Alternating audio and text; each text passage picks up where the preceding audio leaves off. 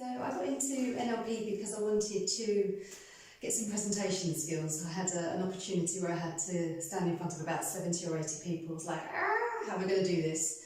So I found somebody local to give me some really good tips on how to project and basically use some anchoring skills for calm and peace and fun within this speech. And I thought, oh, this is quite interesting how you kind of can use language and how you can posture yourself and build rapport and eye contact and all this kind of stuff. So I actually looked into doing the introduction day, and then that was like, wow, this is really interesting. This is something that I'm kind of already doing, but there's obviously a lot more to it. My kind of home life is a blended family where two families have come into one, 5 children aged between 13, 14 and 7 as the youngest. So it's not lots of interesting personalities. And sometimes it could have been, quite a lot of firefighting with behaviours and, things that were going on and bringing 2 families into one. So I thought this could be quite helpful. So I did the intro day and then I joined the practitioner course. And what was really, really interesting was finding out about mismatching and how my teenager was always, no, I'm not going to do this, no, I'm not going to do that. So we did this technique, which meant that I went into a room. I said, look, as normal, can you go into your room and clean your bedroom? Went upstairs, 5 minutes later, of course, nothing was done.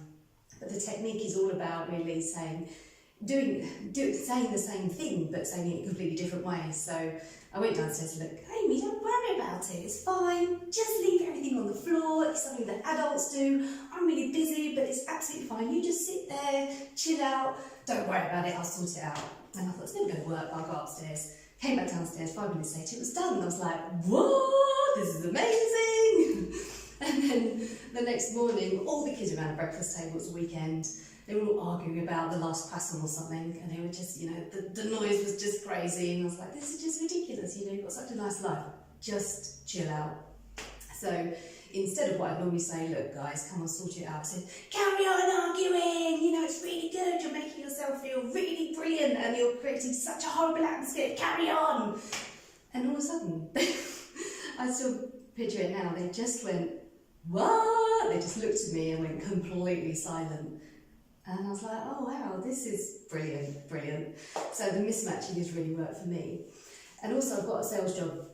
So really to understand how what I was saying could lead to a different ending, to build rapport, and to really ask different things in a different way to get a different response. So that's worked really, really well for me.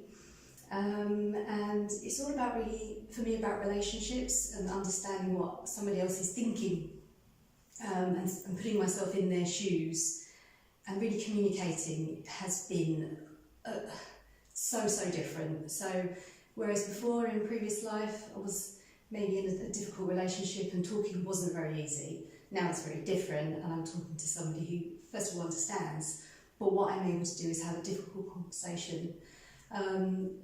And it's not difficult because I'm just able to talk about it in a way that I feel confident, I know that person's going to understand, and the way I say it is very different. And the other day I had a chat with my mum about how I was feeling frustrated about something. And beforehand she probably would have gone off the rails and left the house because she was upset. But the way I was able to explain it meant that we had a lovely conversation. We really opened us up. And we were both coming in, we just didn't realise that we were both thinking completely different things. And then we worked out a plan to see how it would work differently next time.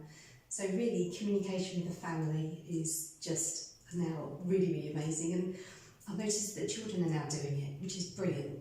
Even though they don't know it, and even though they'll kind of go, oh, you keep going on about it, but they are doing it. So what I'm doing with the rest of the family has had a trickle effect, and that's just been really, really helpful. And I suppose the other thing, 2 years ago I was diagnosed with cancer, and it was a massive shock. I wasn't unwell. I've always been quite a positive person. Had an operation, it was terminal, but 2 years later I'm still here, so great. And but obviously you have to have lots of scans, and just before the scans I was just feeling like I couldn't cope, but I knew I could. I knew I could get through it, but I just kept crying, and I thought, I don't want to cry, this isn't how I feel, I know I'm going to be okay. So I had some treatment just to feel very differently about it.